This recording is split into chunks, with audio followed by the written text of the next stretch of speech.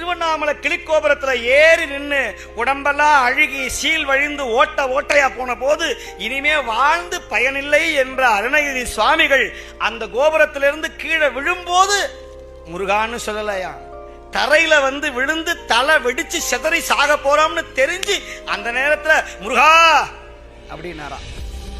எங்கிருந்தோ ஒரு வேலும் மயிலும் வந்து அவரை காத்து நின்று தலையை தாங்கி பிடிச்சது. என்ன அருணகிரி சௌக்கியமா?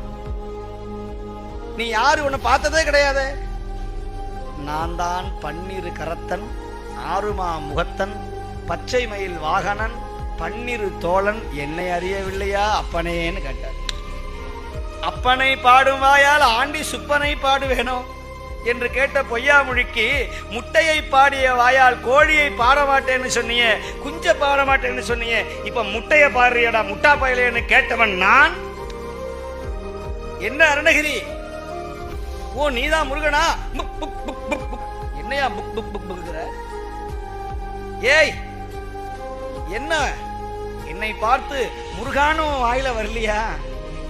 நம்ம சாகக்கூடிய நிலைமையில வார்த்தை வராது, நாக்கு எழாது. அந்த நேரத்திலேயாவது இறைவன் நாமத்தை சொல்லிவிடுங்கள்.